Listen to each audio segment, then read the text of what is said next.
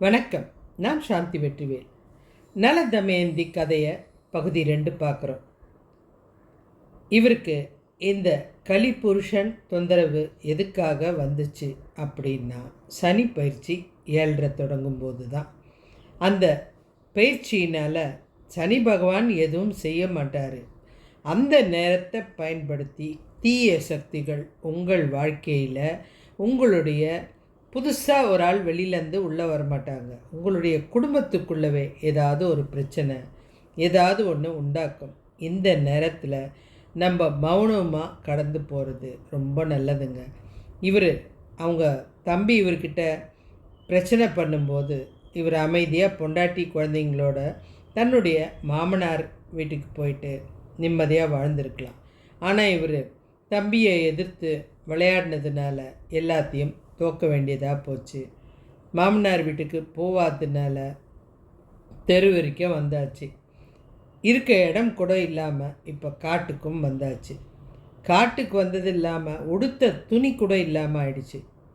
இந்த வறுமையோட நம்மளுடைய மனைவி கூட வாழணுமா அப்படின்ற ஒரு போராட்டமான கேள்வி இவருடைய மனசில். இவருக்கு பசிக்குது அப்படின்ட்டு ஒரு பறவையை பிடிக்க போய் இவருடைய ஆடை கிழிஞ்சு உடுத்த துணி இல்லாமல் தன்னுடைய மனைவியோட புடவையில் பாதியை கட்டிக்கிட்டு இவர் அங்கே இருக்கும்போது அவங்க மனைவியை பார்க்குறாரு.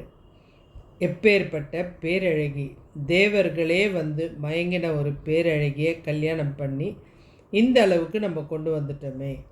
கொஞ்சம் நிதானமாக யோசித்தா எவ்வளோ பெரிய பிரச்சனையும் சமாளிக்க முடியும். இவர் இறை வழிபாட்டிலையோ அல்லது கொஞ்சம் நெருக்கமான நல்ல உறவுகள்கிட்ட அன்பாக பேசியோ இல்லை சில பிரச்சனைகளுக்கு வாய் திறக்காமல் இருக்கிறதோ இந்த மாதிரி நேரத்தில் ரொம்ப நல்லது. இதெல்லாம் செஞ்சதுனால தான் இவருக்கு இவ்வளோ பிரச்சனை. இப்போ இந்த காட்டுக்கு வந்ததுமே நம்ம தான் துன்பப்படுறோம். நம்மளுக்கு இந்த கலிபுருஷனுடைய ஆற்றல் அதிகமாகிடுச்சு. ஏன்னா நம்ம கொஞ்சம் இடம் கொடுத்தா, அதாவது இருக்க இடம் கொடுத்தா நமக்கு படுக்க மடம் கூட கிடைக்காது. இதுதாங்க இந்த விஷயம். ஏன்னா இவர் கொஞ்சம் அந்த கலிபுருஷனுக்கு உள்ளே வர்றதுக்கு, அதாவது தீய சொல்கிறதுக்கோ பேசுறதுக்கோ இடம் வந்ததுனால அவனுடைய ஆக்கிரமிப்பி அவருடைய உடல் முழுக்க பரவிடுச்சு. இதனால் இப்போ அவருக்கு தோணுது, நம்மளோட சேர்ந்து நம்ம மனைவியும் துன்பப்படணுமா, இந்த வாழ்க்கையை இவளுக்கு கொடுக்கக்கூடாது அப்படின்னு காட்டில் அவளை நிர்கதியாக விட்டுட்டு அவர் கிளம்பி போயிட்டார். மனைவி என்ன பண்ணுவா, இவளுக்கு யார் இருக்கா, அதுவும் அரைக்குறையாக ட்ரெஸ்ஸோடு இருக்கால, எதை பற்றியும் யோசிக்கலை. ஏன்னா அந்த நேரம் புத்தி அப்படி தான் யோசிக்கும். அவங்களுடைய எதிர்காலம் என்ன, அவங்களுக்கு ஏதாவது இந்த காட்டில் ஆபத்து வருமா, இது எதுவுமே யோசிக்காமல் அவர் கிளம்பி போயிட்டார். இந்த பக்கம் இந்த பொண்ணு எந்திரிச்சு அப்படியே நடந்து போகும்போது அந்த காட்டில் ஒரு வேடன்கிட்ட துன்பப்பட்டுச்சு. அதுக்கப்புறம் பசி வேற, நடக்க தெம்பு இல்லை. கணவன் போனதை நினச்சி அழறதா, இல்லை வேடன் செஞ்சதை நினச்சி பதைக்கிறதா, இல்லை பசியை நினச்சி ஓரமாக உட்கார்றதா, எதுவுமே தெரியாமல் நிலத்தடுமாறி இவ ஒரு ஓரத்தில் போய் விழுந்துட்டான். அந்த பக்கமாக வேட்டைக்கு போயிட்டு வர மன்னன் ஒருவன் இந்த பெண்ணை பார்த்துட்டார். பாவமாக இருந்தது அவருக்கு. சரி, அந்த பெண்ணை தூக்க சொல்லி தன்னுடைய தேரில் வச்சுட்டு நேராக அரண்மனை கூப்பிட்டு போனார். சாப்பாடெல்லாம் போட்டு போய் குளிச்சுட்டு வாம்மா அப்படின்னு சொல்லிட்டு, இங்கே பாரு, நீ கவலைப்படாத, உனக்கு இந்த அரண்மனை பாதுகாப்பாக கொடுக்கும். நான் இந்த நாட்டோடைய அரசன்தான். நீங்கள் தாராளமாக உனக்கு என்ன வேலை தெரியுமோ நீ அதை செஞ்சுட்டு நிம்மதியாக வாழ். நீ யார் ஏதுன்னு நான் கேட்க விரும்பல. நீ யாராக இருந்தாலும் நிம்மதி முதல்ல முக்கியம். அதனால் இங்கே இருக்கிற பணி வேலைகளை செஞ்சுட்டு நிம்மதியாக இரு அப்படின்னு சொல்லிட்டார். இந்த பெண்ணும் அந்த அரண்மனையை சுத்தம் பண்ணுறது, சமையல் பண்ணுறது, வர்றவங்களுக்கு உபச்சாரம் பண்ணுறது, இதெல்லாம் பண்ணிக்கிட்டு அந்த அரண்மனையிலேயே வாழ ஆரம்பிச்சிட்டாள். நாட்கள் ஓடிக்கிட்டே இருந்தது. அங்கே அவளுடைய அப்பாவுக்கு பொண்ணை தேடி தேடி கஷ்டமாயிடுச்சு. ஏன்னா ஒரே பொண்ணு, அவர் மிகப்பெரிய சக்கரவர்த்தி, அவ்வளோ வசதி வாய்ப்பு இருந்து பேரம் பேத்தி கூட இருக்குது. ஆனால் பெண் இல்லை. அது எவ்வளோ பெரிய கஷ்டம். அவர் அதை நினச்சி பெண்ணை நம்ம தேடணும் அப்படின்னு ஒவ்வொரு நாட்டுக்காக போய் பெண் இருக்காளா அப்படின்றத பார்க்குறாரு. ஏன்னா இங்கேருந்து போன பொண்ணுக்கிட்ட இருந்து எந்த தகவலும் இல்லை. 2 பேரும் என்ன ஆனாங்க அப்படின்றது கூட தெரியாது. பெற்றவங்களுக்கு இது மிகப்பெரிய கஷ்டத்தை கொடுக்கும். இந்த துன்பம் பாருங்கள், இவங்கள மாத்திரம் சேரலைங்க, இவங்க மேலே பாசம் வச்சுருக்க எல்லாருக்குமே பாதிக்குது. இதனால் இவர் தேடிக்கிட்டு இருக்கும்போது ஒரு நாள் இந்த நாட்டுக்கு வர வேண்டிய சூழ்நிலை. இந்த நாட்டு மன்னரும் அவருக்கு நண்பர் தான். வந்து இந்த நாட்டு மன்னர்கிட்ட பேசிக்கிட்டு இருக்கார். என்னுடைய மகள் வந்து காணாமல் போயிட்டா, எங்கே இருக்கானே தெரில, பல வருஷங்கள் ஆகுது, இன்னும் நான் அவளை பார்க்கல அப்படின்போது இவர் கண் கலங்குறாரு. அப்போ அந்த அரசர், கவலைப்படாதீங்க, நல்ல இங்கே வந்துட்டீங்கல்ல, உங்களுக்கு நல்லது நடக்கும் அப்படின்னு சொல்லிட்டு பணிப்பெண்ணை கூப்பிட்டு கொஞ்சம் அவருக்கு ஏதாவது சாப்பாடு ஏதாவது கொண்டு வந்து கொடுமா அப்படின்றார். இந்த பெண்ணும் போயிட்டு அந்த அவர் சாப்பிட்றதுக்கு உணவு எடுத்துகிட்டு வந்து கொடுக்குறார். இவர் அந்த உணவை பார்க்கும்போது தான் அந்த நிமிர்ந்து அந்த பொண்ணு கொண்டு வந்த பொண்ணை பார்த்தது தான் கதறி அழ ஆரம்பிக்கிறாரு. அவருடைய மகள், அது எப்படி எவ்வளோ பெரிய ஒரு விஷயம், அப்படியே எந்திரிச்சு நின்றுட்டார். அந்த இடத்துல வந்து ஒரு சக்கரவர்த்தி தன் மகள் ஒரு பணிப்பெண்ணாக இருக்கும்போது அசிங்கப்படாமல் அவமானப்படாமல் எந்திரிச்சு தன்னுடைய மகளை சேர்த்து அணைச்சிக்கிட்டு, ஏம்மா இவ்வளோ பெரிய அரசனாக இருக்க, அரண்மனை வாழ்க்கையை விட்டுட்டு பணிப்பெண்ணாக வேலை செய்யறியா, அப்போ தான் அந்த அரசனுக்கே தெரியுது, ஓ நம்ம நண்பனுடைய மகளை தான் இந்த இடத்துல நம்ம பணிக்கு வச்சுருக்கோம் அப்படின்ட்டு அரசர்கிட்ட மன்னிப்பு கேட்டார். இல்லை பாதுகாப்பை கொடுத்துருக்கீங்க, இந்த இடத்துல வேலை முக்கியம் இல்லை, என் பெண்ணுக்கு ஒரு சிறந்த பாதுகாப்பை கொடுத்துருக்கீங்க, அதுக்காக நான் தாங்க உங்களுக்கு நன்றி சொல்லணும் அப்படின்னு சொல்லிட்டு அந்த பெண்ணை நான் என்னுடைய நாட்டுக்கு கூட்டிகிட்டு போகிறேன் அப்படின்றார். இந்த அரசரும் சகல மரியாதையோட அந்த பெண்ணை அரசர் கூட அனுப்பி வைக்கிறார்.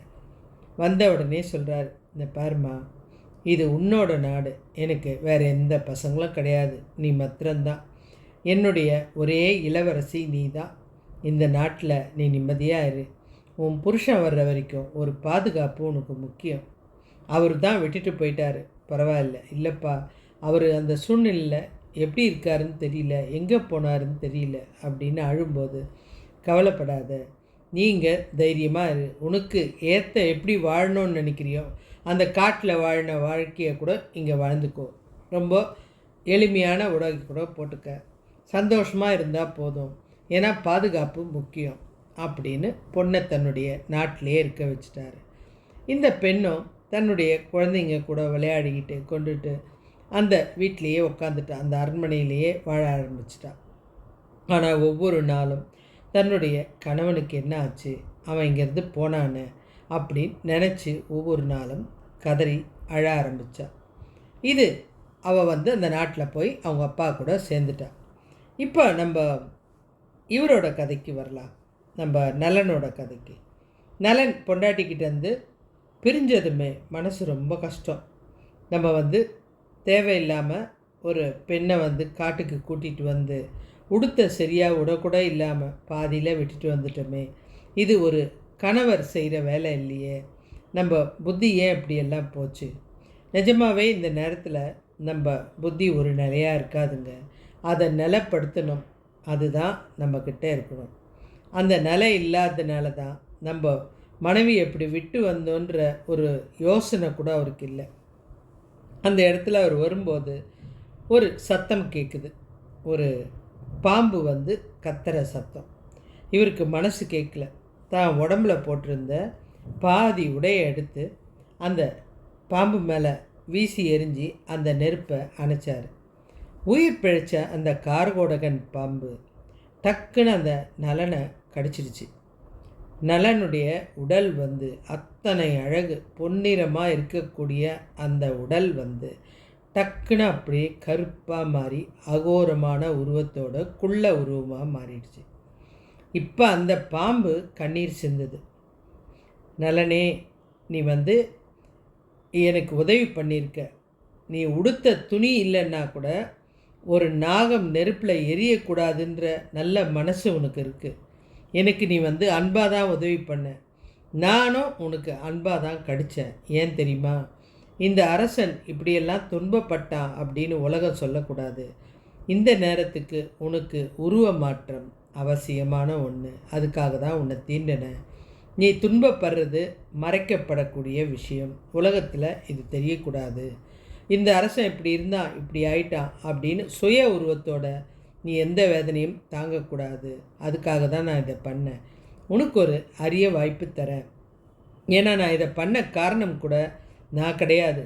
உன் உடம்புல இருக்கிற அந்த கலிப்புருஷனுடைய அந்த செயல் தான் என்னை கடிக்க வச்சுது. ஆமாங்க, கலிப்புருஷன்ற அந்த கெட்ட எண்ணம் உள்ளே நுழைஞ்சிருச்சுன்னா எதுக்க இருக்கிறவங்க கூட, இவ்வளோ நாள் அன்பாக பேசினவங்க கூட தப்பாக நடக்க ஆரம்பிப்பாங்க, கோவப்படுவாங்க, நம்மளை ஒன்றுத்துக்கும் உதவாதவன்னு சொல்லுவாங்க. இதிலிருந்தெல்லாம் தப்பிக்கிறதுக்கு ஒரே வழி மௌனம்தான். இந்த பாம்பு அவருக்கு 2 விதமான வரத்தை கொடுக்குது. நீ இனி மறைஞ்சி வாழ வேண்டியது அவசியமாக இருக்குது. அதுக்காக இந்த கருப்பு உடைய நீ உடுத்திக்கிட்டா உன்னோட உருவம் வெளியில் தெரியாது. அதே மாதிரி பிற்காலத்தில் தேவைப்படும் போது இந்த உருமாற்றம் மாறணும்னா இந்த உடையை நீ உடுத்தினா பழைய மாதிரி நல மகாராஜாவாக ஆயிடுவேன் அப்படின்னு சொல்லுது. இதை சொல்லும்போது எனக்கே கஷ்டமாக தான் இருக்குது. ஆனால் இந்த சனிப்பயிற்சியால் நான் இதை செய்ய வேண்டிய நிலைமை ஆயிடுச்சு. எனக்கு தெரியும் நீ நல்லவன்றது தெரியும், எல்லாம் தெரியும். ஆனால் இந்த நேரத்தில் சில துன்பங்கள் வந்து தான் ஆகணும். யாராக இருந்தாலும், ஈசனாக இருந்தால் கூட தப்பிக்க முடியாது அப்படின்னு அவர்கிட்ட மன்னிப்பு கேட்டுட்டு அந்த பாம்பு அங்கேருந்து போச்சு. இப்போ இவர் அந்த ஒரு உடையை மறைச்சிக்கிட்டு என்ன செய்யறதுன்னு தெரியாமல் யோசிச்சுட்டு போயிட்டே இருக்கார். போகிற வழியில் ஒரு தேர் நின்றுட்டுருக்கு. அதை பார்த்ததுமே இவருக்கு நேராக போகிறாரு. சாமி, எதுக்காக இந்த தேர் இங்கே நிற்குது அப்படின்னு கேட்குறாரு. இல்லை, திடீர்னு இந்த தேர் ஏதோ மாட்டினா மாதிரி இருந்துச்சு, நின்றுடுச்சு. நீங்கள் யார்? நான் அயோத்தி மன்னன் அப்படின்றாரு. ஓ, அயோத்தி மன்னனா? சரி, நான் உங்களுக்கு உதவி செய்யலாமா? இந்த தேரை நான் கொண்டு போய் உங்கள் நாட்டில் நிறுத்தட்டுமா அப்படின்னு கேட்குறாரு. நீ யார்? நான் ஒரு பணியாள் தாங்க. நான் வேலைக்கு தான் இருக்கேன். எனக்கு ஏதாவது வேலை கொடுத்தா செய்வேன். அரசர் ஓட்டுற தேரை உன்னால் எப்படி ஓட்ட முடியும்? உன்னை பார்த்தா சாதாரண ஒருத்தர் மாதிரி இருக்க. இல்லையா, நான் கண்டிப்பாக இந்த வேலையை செய்வேன் அப்படின்ற. சரி, ஓட்டு அப்படின்றாரு. அவனுடைய விகாரமான தோற்றம் அவருக்கு பிடிக்கலன்னாலும் சரி போ அப்படின்ட்டார். இப்போ இந்த தேர் போயிடுது அவருடைய நாட்டுக்கு. போனதுமே எல்லாருக்குமே ஆச்சரியம். இந்த அரசர் கூட தேரோட்டி போனானே, என்ன ஆச்சு? அவனுக்கு ஏதோ உடம்பு சரியில்லை போல இருக்குது. இவர் ஏன் இவ்வளோ கோரமான ஒரு ஆளை தேர் ஓட்ட வச்சு கூட்டிகிட்டு வர்றாரு? ஆனால் அரசருடைய மனசில் மாத்திரம் இந்த தேரை இவன் செலுத்தின விதத்தை பார்க்கும்போது இவன் யாருன்னு தெரியல, ஆனால் பிரமாதமாக தேர் ஓட்டுறான். இது மாத்திரம் அவர் மனசில் பட்டுடுச்சு. இவர் வந்ததுமே சரி, நீ போய் ஏதாவது வேலை இருந்தால் பாரு அப்படின்னு, எனக்கு சமையல் வேலை தெரியுங்கய்யா, நான் சமையல் கட்டில் இருந்துக்கிறேன் அப்படின்னு சமையல் கட்டுக்கு போகிறாரு. சமையல் கட்டுக்கு போயிட்டு அங்கே சமைக்கிற வேலை இதெல்லாம் பண்ண ஆரம்பிக்கிறார். சமையல் கட்டே அதிர்ந்து போச்சு இவர் சமையல் கட்டில் நுழைஞ்சதுமே. ஏன்னா ஒரு தண்ணியை எடுக்கிறதாகட்டும், அதை செய்முறைப்படுத்துறதாகட்டும், அடுப்பு இல்லாமல் சமைக்கிற உணவுகளாகட்டும், வாசனையை வச்சு சமைக்கிற உணவாகட்டும், விதவிதமான உணவுகள் அரண்மனை முழுக்க வாசனை பரவ ஆரம்பிச்சுது. ஒரு கட்டத்துக்கு மேலே அரசருக்கு அரண்மனையை விட சமையல் கட்டையை போய் பார்க்கணும் அப்படின்ற ஆசை வந்துடுச்சு. எந்திரிச்சு நேராக அவர் சமையல் கட்டுக்கு வந்துட்டார். சமையல் கட்டுக்கு வந்ததுமே என்ன நடக்குது இந்த சமையல் அறையில் எனக்கு தெரியல. அரண்மனை முழுக்க பயங்கர வாசனையாக இருக்குது. பிரமாதமான ஒரு சமையல்காரன் சமைச்சா அரண்மனை எப்படி ஒரு வாசனை வருமோ அந்த அளவுக்கு ஒரு வாசனை. நம்ம சமையல் அறையில் இப்படி ஒரு ஆள் இது வரைக்கும் கிடையாது. நானும் இவ்வளோ வருஷம் பார்த்துட்டேன். இப்போ தான் அரண்மனையில் விதவிதமான வாசனைகள் வர ஆரம்பிச்சிருக்கு. என்னாலேயே அரண்மனையில் உட்கார முடியாமல் சமையல் அறைக்கு வந்தேன்னா யார் சமைக்கிறது அப்படின்னு இந்த நலன் சொல்கிறாரு. ஐயா, நான் தான்யா சமைக்கிறேன் அப்படின்னு. அரசர் நீ சமைக்கிறத நான் பார்க்கணும் அப்படின்னு அங்கேயே நிற்கிறாரு. அவன் பண்ணுற வித்தைகளெல்லாம் பார்க்க பார்க்க அவருக்கு பயங்கர ஆச்சரியமாக இருக்குது. இவ்வளோ ஒரு அலட்சியத்தோட டக்குன்னு ஒரு வேலையை முடிக்கிறான். எவ்வளோ அவர் திடீர்னு ஒரு அந்த இடத்துல நின்றுட்டு ஒரு புது சமையலை சொன்னாலும் நிமிஷத்தில் ரெடி ஆகிடுது. இந்த கையில் ஒரு சமையல்னா இந்த கையில் ஒரு சமையல். இந்த வித்தையெல்லாம் பார்த்ததுமே அவருக்கு ஒரு யோசனை. நம்ம வர வழியிலையும் பார்த்தோம், இவன் தேர் ஓட்டிகிட்டு வர்றதை பார்த்தா ஒரு பெரிய ஒரு அரசனுக்குடைய திறமை இருக்குது. அதுவும் இல்லாமல் சமையல் அறையில் பார்த்தா இவனுடைய உணவு பிரமாதமாக இருக்குது. எந்த உணவுமே வேணான்னு சொல்லவே முடியல. அரசர் சில முயற்சிகளை கூட பண்ணி பார்த்தாரு. அவர் இது வரைக்கும் சாப்பிடாத பிடிக்காத உணவை கூட கொடுத்து சமைக்க சொல்லும்போது அவன் கைப்பட்டதும், அதாவது கைப்பக்குவம் சொல்கிறோமே, அந்த உணவு அவ்வளோ ருசியாக இருந்தது. இந்த உணவை பற்றி இவ்வளோ விஷயம் சொல்கிறதுக்கு காரணம், இன்றைக்கி உலகத்தில் நம்ம உணவு சமைக்கிற முறைக்கு முதல் காரணம் இவர்தான். அதே போல் இன்றைக்கி காலகட்டத்தில் உணவு சமையல் வாசனையை வச்சு அதில் என்னென்ன பொருள்னு மிகப்பெரிய செஃப்பெல்லாம் சொல்கிறாங்க இல்லையா, இது அப்போவே அவர் பண்ணிட்டார். தண்ணியில் கூட என்ன சக்தி இருக்குது அப்படின்றத அவர் சொல்லிடுவார். அதே மாதிரி எந்த உணவை எப்படி மாற்றி அமைச்சா வேறு விதமாக மாற்ற முடியும் அப்படின்றதையும் அவர் அப்போவே செஞ்சிட்டார். இதெல்லாம் குறிப்பாக நிறைய ஏடுகளில் எழுதி வச்சிருக்கு. இந்த நலம் பகாரஜனுடைய அந்த புத்தகம் பழைய காலத்து அரிச்சுவடியாக இன்னும் இந்த உலகத்தில் இருக்குங்க. இவன் பேர் இந்த பாகா சமைக்கிறதுனால இவன் பேர் பாகுகன் அப்படின்னு. இவன் இன்னும் உங்ககிட்ட என்ன திறமை இருக்குது அப்படின்னு தெரிஞ்சுக்கணுன்னு அந்த அரசருக்கு ஆசை. அதனால் இவன் கூட வெளியில் போகும்போது தேர் ஓட்டுவா அப்படின்னு கூப்பிடுவார். அவனும் கூட போவான். ஒரு தடவை ஒரு போட்டி நடக்குது. போட்டி நடக்குதுன்னா, நீ இந்த இடத்த இவ்வளோ நேரத்தில் கடந்துருவியா அப்படின்னு கேட்குறாரு. சுலபமாக போகலாம் அரசே, ஒன்றும் பிரச்சனை இல்லை அப்படின்னு சொல்லிட்டு ஒரு வேகம் எடுத்து அவன் போகிறத பார்க்கும்போது அரசர் மெய் மறந்து போயிட்டார். இத்தனை வேகமாக நான் கூட போனதில்லை. சரி, நான் ஒரு விஷயம் சொன்னேனே, என்ன விஷயம் அரசே? முதல் மரத்தில் எத்தனை இலை இருந்தது அப்படின்னு கேட்குறாரு. ஏன்னா இது யாராலையுமே தேவனாலேயே சொல்ல முடியாத ஒரு விஷயம். ஆனால் அவன் அலட்சியமாக முதல் மரத்தில் இத்தனை லட்சம் இலை இருந்தது, அடுத்த மரத்தில் இத்தனை லட்சம். அவருக்கு உன்னுடைய உருவத்தை பார்த்தா இவ்வளோ கூர்மையான பார்வை இருக்க மாதிரி தெரியல, ஆனால் நீ எப்படி ஒரு மரத்தில் இருக்கிற இத்தனை விதமான இலையை பற்றி சொல்கிற? எனக்கு உன்னை நினைக்க நினைக்க பிரமிப்பாக இருக்குது. இப்போ தான் அரசர் கொஞ்சம் நெருங்கி வராரு. இவனை கூப்பிட்டு ஒரு காட்டில் உட்கார வச்சு, இங்கே பாரு பாகுகா, நீ யாருன்னு எனக்கு தெரியாது, ஆனால் உன்னை பார்க்கும்போது மிக பெரிய அரசனுக்குரிய திறமை அத்தனையும் இருக்குது. என்ன உன்னுடைய சிறந்த நண்பனாக நினச்சிக்கோ. உன் உருவம் எனக்கு முக்கியமில்லை, ஆனால் உன்கிட்ட ஏகப்பட்ட திறமைகள் இருக்குது. அதெல்லாம் எனக்கும் நீ சொல்லிக் கொடு. அது இல்லாமல் நீ எந்த இடத்துல வாழ்க்கையில் தோத்தன்ற விஷயத்தை எனக்கு சொல்லு. கண்டிப்பாக நிச்சயமாக நான் உன்னை அதை சரி பண்ணி உன்னுடைய வாழ்க்கையை நான் திருப்பி தரேன், எனக்கு சொல்லு அப்படின்னு சொல்லும்போது அவன் கதறி அழ ஆரம்பித்தான். ஏன்னா நமக்கு இந்த நேரத்தில் ஒரு ஆறுதலுக்கு ஒரு ஆள் கண்டிப்பாக வேணுங்க. நம்ம மனசில் இருக்கிறத மொத்தம் சொல்கிறதுக்கு ஒரு உண்மையான மனுஷன் வேணும். அந்த மனுஷன்தான் அந்த அரசர். அந்த அரசர் சொல்கிறாரு, கவலைப்படாத, சொல்லு என்கிட்ட அப்படின்னு சொன்னதுமே, நான் ஒரு அரசன், இந்த நாட்டுடைய அரசன். நீயா அப்படின்றார். ஆமாம் அப்படின்னு சொல்லிட்டு, எனக்கு இந்த சனி பயிற்சியால் இவ்வளோ பிரச்சனை நடந்தது. என் தம்பி என்ன சூதாட்டத்தினால இந்த இடத்துல நான் தோத்துட்டேன் அப்படின்னும்போது அந்த அரசர் சொல்கிறார், கவலைப்படாத, அந்த சூதாட்டத்தில் நிறைய சின்ன சின்ன விஷயங்கள், குறியீடுகள் இருக்குது, அதை பற்றி நான் அவனுக்கு சொல்லித்தரேன், அதெல்லாம் வச்சு நீ அவனை நிச்சயம் ஜெயிக்க முடியும் அப்படின்னார். அடுத்த விஷயம், நீ உன்கிட்ட இருக்கிற இந்த குதிரை வேகத்தை மாத்திரம் எனக்கு கற்றுக் கொடு அப்படின்னு அதை பற்றி இவர் சொல்லி கொடுக்குறாரு. அதே மாதிரி வர்ற வேகத்தில் உன்னுடைய கண்ணு முன்னாடி பார்க்காம எப்படி அந்த இலையில மரத்தில் இருக்கிற இலையெல்லாம் கணக்கிட்ட.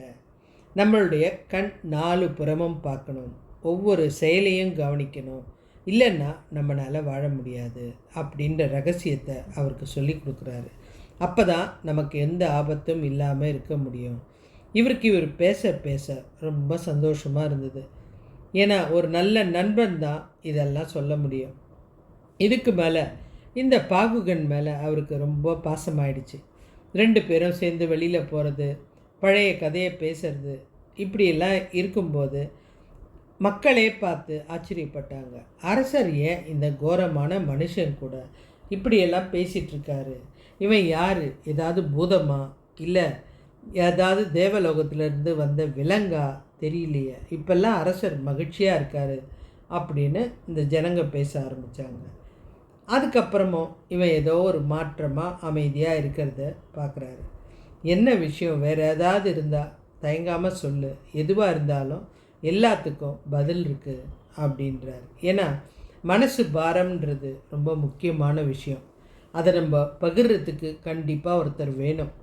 அது கிடச்சிதுன்னா நமக்கு சில நேரம் நிறைய சொல்யூஷன் அது மூலியமாகவே கிடைக்கும். அந்த மாதிரி இவர் சொல்லும்போது இவர் சொல்கிறாரு, என்னுடைய மனைவி ரொம்ப அழகானவ, அவளை நான் காட்டில் விட்டுட்டு வந்துட்டேன். அவள் எப்படி இருக்கா? அவள் உயிரோடு இருக்காளா, இல்லை விலங்கு அடிச்சுதா, இல்லை துன்பப்படுறாளா, என்ன ஆச்சுன்னு கூட நான் யோசிக்கலை. என்னுடைய புத்தி இந்த நேரம் எந்த செயலும் பண்ணலை அப்படின்னு சொல்லி கண் கலங்கும்போது கவலைப்படாத, எல்லாத்துக்கும் பின்னாடி கடவுளோட அருள் இருக்குது. ஏன்னா உங்ககிட்ட நல்ல குணம் இருக்குது. நான் நிறைய இடத்துல பார்த்துட்டேன். நான் உன்னை கேவலப்படுத்தும் போதும் எந்த இடத்துல கோச்சிக்கலை. அதே மாதிரி உன்னை வேலைக்காரனாக நடத்தும் போதும் நீ என்னை எந்த இடத்துலையும் அவமானப்படுத்தலை. உன்னை நண்பனாக பேசும்போதும் அதை நீ பயன்படுத்தி என்கிட்ட நிறைய உதவிகளை கேட்கலாம். ஆனால் நீ எதுவுமே கேட்கல. இதெல்லாம் பார்க்கும்போது உன்னுடைய நல்ல குணங்கள் அதிகம் இருக்குது.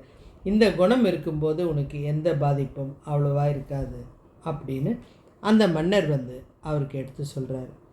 இந்த நேரத்தில் நம்ம இங்கே தமயந்தி அவங்க அப்பா கிட்டே சொல்கிறார், அப்பா ரொம்ப வருஷம் ஆயிடுச்சு, என் புருஷன் என்ன ஆனார் ஏது ஆனார் எதுவுமே தெரியலப்பா. நீங்கள் எனக்காக ஒரு விஷயம் பண்ணணும். ஏன்னா இவ தமயந்தி எப்போவுமே பேரழகி. அவள் இப்போ கிடைச்சா கூட தேவர்கள் இறங்கி வந்துடுவாங்க. அந்த அளவுக்கு அவள் ஒரு அழகி. அப்பா எனக்காக ஒரு சுயவரம் மாத்திரம் நாளைக்கே ஏற்பாடு பண்ணுங்க. ஏம்மா நாளைக்கேன்னு சொல்கிற? ஆமாப்பா, நீங்கள் நாளைக்கேன்னு சொன்னீங்கன்னா தான் எல்லா நாட்டில் இருந்தும் உடனே ஆட்கள் வருவாங்க. யாரெல்லாம் தொலைவு நாட்டில் இருந்து மறுநாள் வராங்களோ அதில் கண்டிப்பாக என்னுடைய கணவர் இருப்பார்னு என் மனசு சொல்லுது. அது எப்படிம்மா? இல்லைப்பா, அவர் வேகமாக குதிரை ஓட்டுறதுல ரொம்ப சிறப்பான வித்தை தெரிஞ்சவர். அவரால் மாத்திரம்தான் தொலைவு தூர நாட்டிலேருந்து வர முடியும் அப்படின்னு. எவ்வளோ புத்திசாலித்தனம் பாருங்கள்.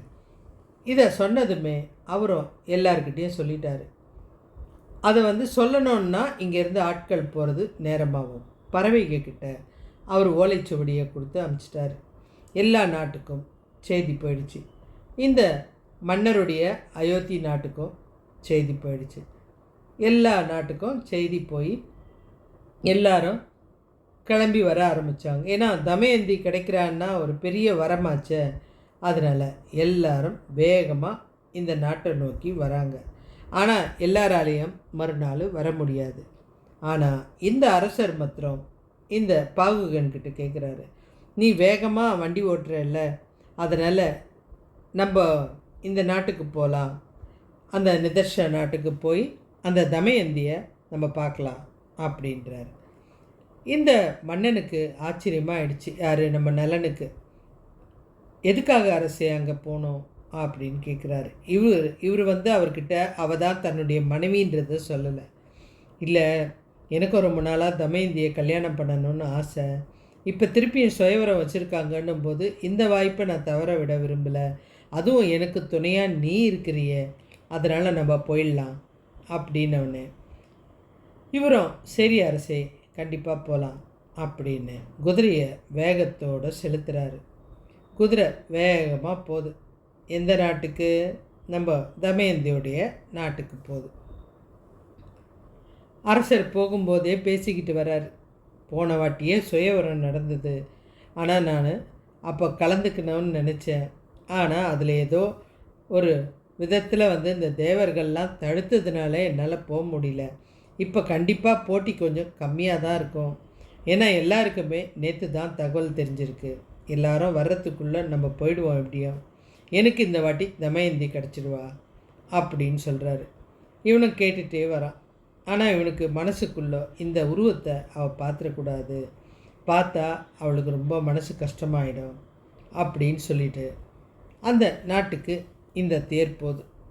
வேகத்தோடு போய் அங்கே நிப்பாட்டினோடனே அரசர் சொல்கிறாரு, நான் போய் ஓய்வு எடுக்கிறேன், நீ உள்ள வரியா, என் கூட தங்கிக்கிறியா அப்படின்னு கேட்குறாரு. ஏன்னா சரிசமமான மரியாதையை இவர் கொடுக்குறார் நட்புக்காக. அப்போ அவர் சொல்கிறாரு, இல்லை அரசே, நீங்கள் ஏற்றுப்பீங்க, இந்த நாட்டில் இருக்கவங்க எப்படின்னு தெரியாது, அதனால் நான் வரலை. நான் ஏதாவது ஒரு ஓரத்தில் உட்காந்துருக்கேன், இல்லைன்னா கூட இந்த அரண்மனை சமையல் கட்டில் கூட நான் இருக்கேன் அப்படின்றார். உடனே அவர் சொல்கிறார், சரி ஜாக்கிரதையாக இருந்துக்கோ, நம்ம காலையில் போகலாம் அப்படின்ட்டு அரண்மனை வந்ததுமே வந்த அரசர்கள்லாம் ஓய்வு எடுக்கிறதுக்காக அவங்கவுங்க ஒரு ஒரு இடத்துக்கு போயிட்டாங்க. இவர் தன்னுடைய சமையல் அறைக்கு வந்துட்டார். வந்ததுமே அங்கே ஒரு ஓரமாக உட்காந்துட்டார். உட்காந்துட்டு யோசிக்கிறாரு, நம்ம இந்த இடத்துக்கு வந்துட்டோம், ஆனால் நம்ம உயிரோடு இருக்கிறோம் அப்படின்ற விஷயத்தை தமயந்திக்கிட்ட எப்படி சொல்கிறது அப்படின்னு யோசனை இவருக்கு. இந்த நேரத்தில் அவர் உட்காந்து ஒரு சமையல் ரெசிப்பியை சமையலை பண்ணிகிட்ருக்கார். இந்த வாசனை, சமையலறை வாசனை அந்த அரண்மனை முழுக்க போகுது. தன்னுடைய கணவன் இல்லை அப்படின்னு தெரிஞ்ச இந்த தமயந்தி, இங்கே எங்கேயோ ஒரு இடத்துல நம்மளுடைய கணவன் இருக்கான், இந்த வாசனை அவர் பண்ணுறது தான் அப்படின்னு வேகமாக ஓடி அந்த சமையல் அறையில் விழுந்து அவருடைய காலை பிடிச்சிட்டு கதறி அழுகுறா. என்னை விட்டுட்டு ஏன் போனீங்க? நீங்கள் எங்கே போனீங்க? என்னை ஏன் இந்த நிலையில் விட்டுட்டு போனீங்க? எந்த துன்பமாக இருந்தாலும் நம்ம 2 பேரும் சேர்ந்து அனுபவிச்சிருக்கலாமே. கணவன் மனைவின்னா சாதாரணமான விஷயம்னு நினச்சிட்டிங்களா? சந்தோஷத்தை மாத்திரம்தான் அனுபவிக்கணுமா? துன்பத்துக்கும் சரிபாதியாக அனுபவிக்கக்கூடிய உரிமை இருக்குது. அந்த உரிமையை எனக்கு கொடுக்கல. எவ்வளோ ஒரு பாசம் பாருங்கள், அந்த உரிமையை எனக்கு கொடுக்கல அப்படின்னு அவங்ககிட்ட சண்டை போடுறான். அவனுக்கு அப்படியே கண்ணு கலங்குது. இந்த கோரமான உருவத்தை இவ பார்த்தோம், நம்ம காலை பிடிச்சிட்டு நிற்கிறாள். ஒரு அரசகுமாரி காலை பிடிச்சிட்டு நிற்கிறது எவ்வளோ பெரிய ஒரு இது பாருங்கள். இந்த விஷயம் அரண்மனையில் இருக்கிற எல்லாருக்கும் தெரிஞ்சிருச்சு. எல்லாருமே அந்த இடத்துல நிற்கிறாங்க. இந்த பெண் கதறி அழுகுறா, என்ன உங்கள் கிட்டேருந்து பிரிச்சிடாதீங்க, நீங்கள் என்ன வேலை செய்கிறீங்களோ நான் அங்கேயே உங்கள் கூட வேலை செய்கிறேன், என்னை விட்டு போயிடாதீங்க, உங்களுக்கு என்ன துன்பம் வந்தாலும் நான் உங்களுக்கு துணையாக இருக்கேன். வாழ்க்கை துணைன்னா கடைசி வரைக்கும் உங்களோட இருக்கிறது தானே, நான் நிச்சயமாக உங்களுக்கு துணையாக இருப்பேன். சந்தோஷத்தில் மாத்திரம் பங்கு கிடையாது, துன்பத்துலேயும் அதை விட பங்கு அதிகமாக நான் எடுத்துக்கணும். அதனால தான் நீங்கள் என்னை விட்டுட்டு போகும்போது கூட நான் அதை தப்பாக நினைக்கல. உங்களுடைய மனசு என்ன சொல்லுதோ அதை செஞ்சுட்டு போங்க, நான் இதிலேருந்து எப்படி தப்பிக்கணுமோ அதை நான் பார்த்துப்பேன் அப்படின்னு அவர் சொல்ல அவர் கலங்கி போயிட்டு நடந்த விஷயத்த சொல்கிறாரு. எனக்கு செய்ய தோணலை, ஆனால் என் மனசு சொல்கிறத என்னால் நிறுத்த முடியல, அதனால தான் இந்த துன்பம் உனக்கு வரக்கூடாதுன்னு விட்டுட்டு போனேன். நிச்சயமாக இதனால் மிகப்பெரிய அவமானம் அசிங்கெல்லாம் என்னால் நீ பட்டிருப்ப, அதனால நான் எனக்கு சந்தோஷந்தாங்க, உங்கள் துன்பத்தை நான் பாதி வாங்கினேன் அப்படின்ற மகிழ்ச்சி தான் எனக்கு அப்படின்றான். இப்போ எல்லாரும் அங்கே வந்துட்டாங்க. நல மகாராஜா, நீங்கள் கவலைப்படாதீங்க, உங்கள் பிரச்சனை எல்லாமே முடிஞ்சுது, நீங்கள் ஒன்றும் இதுக்கப்புறம் வருத்தப்படாதீங்க, உங்களுடைய உருவத்தை கொஞ்சம் மாற்றுங்க வாங்க அப்படின்னு அரண்மனைக்குள்ளே கூட்டிகிட்டு போகிறாங்க. போகும்போது அவர் சொல்கிறார், இல்லை அப்படின்னு சொல்லும்போது எல்லாரும் சொல்கிறாங்க, இல்லை இல்லை, நீங்கள் யாருன்னு தெரிஞ்சாச்சு, அதனால் இதிலிருந்து மாற்றத்துக்கு வாய்ப்பே கிடையாது, வாங்க அப்படின்னு அவருடைய அந்த 2வது ஆடை மாய ஆடையை எடுத்து உடுத்திக்கிட்டார். உடுத்தினவொடனே அவருடைய பழைய தோற்றம் அத்தனையும் அப்படியே மறைஞ்சு போச்சு. மறைஞ்சு மிக அழகான ஒரு அரசனாக அந்த இடத்துல அவர் கம்பீரத்தோடு வீட்டிருக்கார். இப்போ இந்த தமயந்தியும் வந்து அங்கே உட்கார்ற மொத்த பேரும் பிரமிச்சு போகிறாங்க. முக்கியமாக நம்ம அரசருக்கு அவ்வளோ சந்தோஷங்க. நம்ம இவ்வளோ நாள் நல சக்கரவர்த்தி கூட தான் வாழ்ந்திருக்கோமா நண்பரா, அவர்கிட்டேருந்து எவ்வளோ திறமை கற்றுக்கிட்டோம் அப்படின்னு ஒரு சந்தோஷம். 2 பேருக்கும் திரும்பவும் ஒரு கல்யாணம் மாதிரி ஒரு விஷயம் நடக்குது. ஏன்னா இவ்வளோ நாள் பிரிஞ்சு இருந்தவங்க இல்லையா, கல்யாணம் மாதிரி நடந்து அவங்க 2 பேரும் ஒன்று சேர்றாங்க. இந்த நேரத்தில் வந்து அவருடைய தந்தைக்கு அவ்வளோ சந்தோஷம். என் பெண் இவ்வளோ நாள் துன்பப்பட்டா, கிட்டத்தட்ட ஒரு 7.5 வருஷம் அப்படின்றது எவ்வளோ பெரிய ஒரு விஷயம்.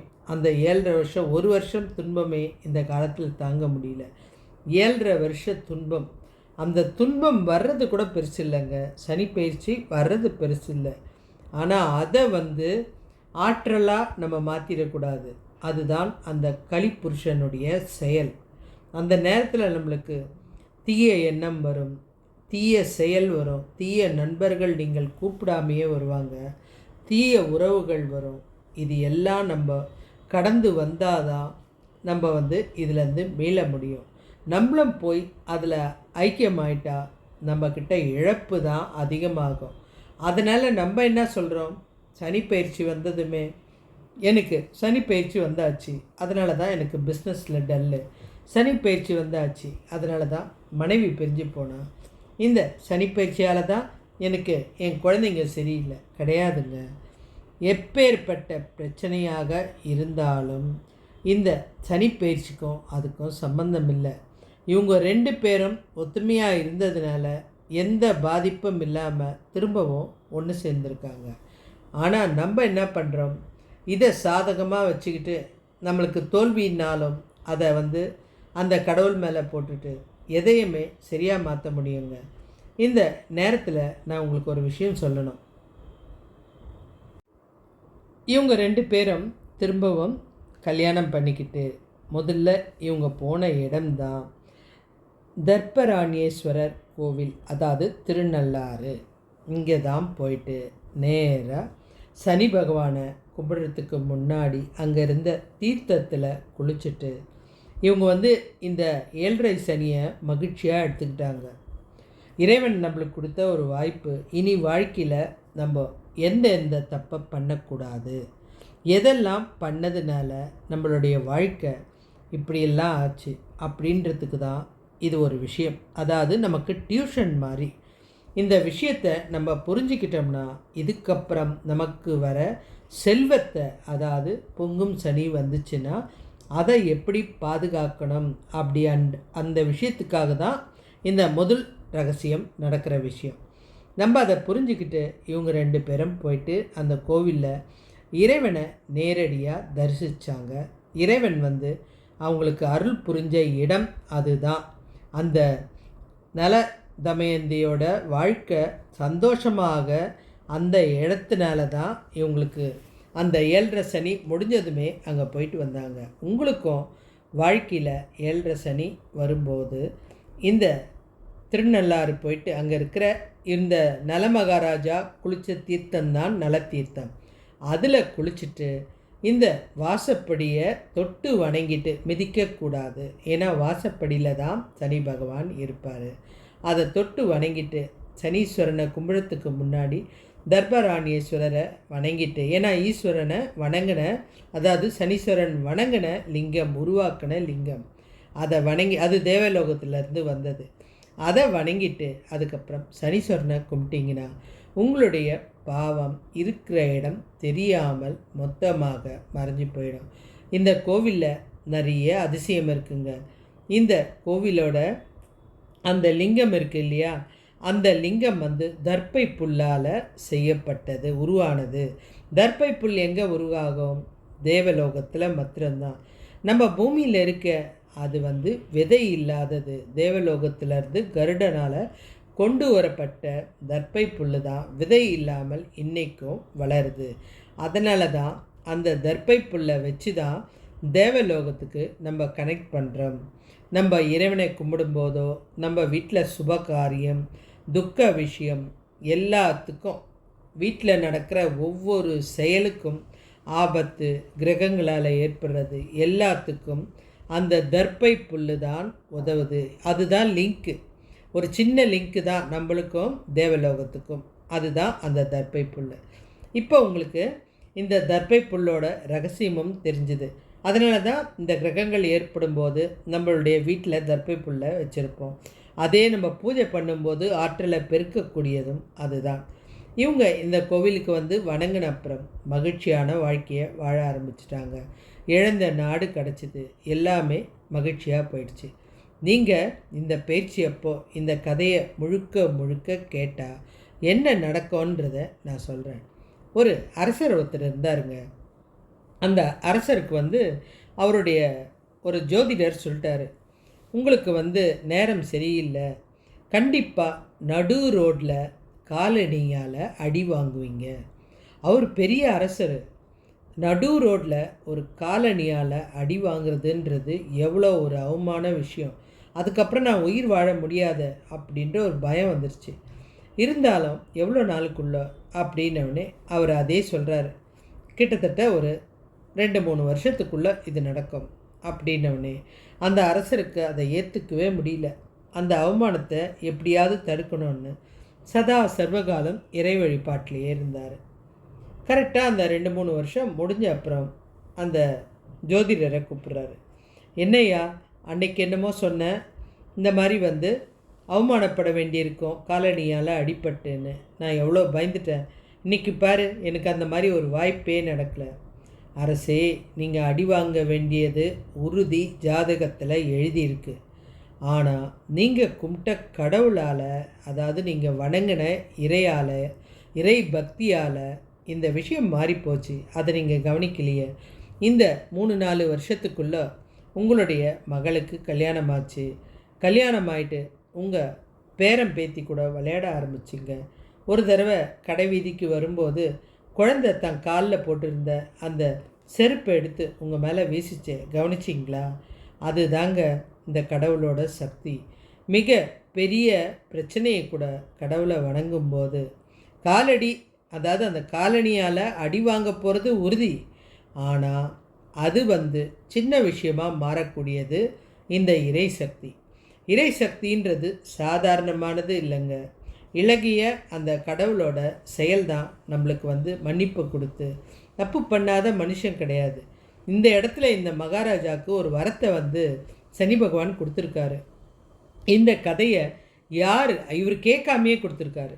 இந்த கதையை யார் ஒரு மனுஷன் சுயமாக உட்காந்து இந்த கதையை கேட்குறானோ அவனுக்கு சனி பயிற்சி வந்துச்சுன்னா நான் தொல்லையே கொடுக்க மாட்டேன்.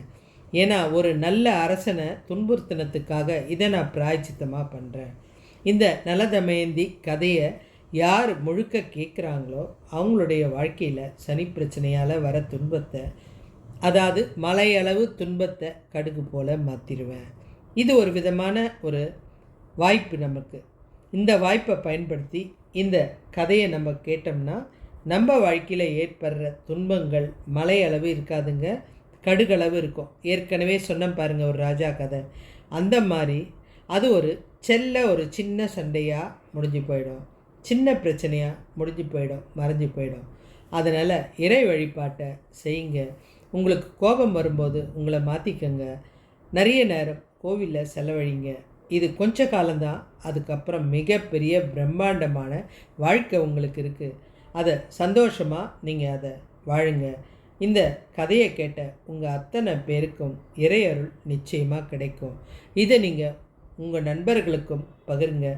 அதோடு இல்லாமல் சனி பயிற்சி இல்லாதவங்களும் கேட்டிங்கன்னா, வாழ்க்கையில் ஒரு முறையாவது இதை கேட்டாகணுங்க. கேட்டிங்கன்னா வரப்போகிற துன்பம் எப்படி நீங்கள் ஃபேஸ் பண்ணணுன்ற விஷயம் உங்களுக்கு தெரியும். அதே மாதிரி நீங்களும் ஒவ்வொரு நாளும் ஆற்றலோட, சக்தியோட, எல்லா வளத்தோட நல்லா இருப்பீங்க. இந்த கதை சனி பயிற்சிக்கான கதை. நீங்கள் எந்த புராணத்தில் நீங்கள் பார்த்தாலும் சனி பயிற்சி குறையணுமா நலதமயந்தி கதையை கேளுங்க. உங்களுக்கு படிக்க நேரம் இல்லாததுனால நான் இதை உங்களுக்கு அழகாக தொகுத்து வழங்கியிருக்கேன். கேளுங்க, உங்கள் நண்பர்களுக்கு பகிருங்க.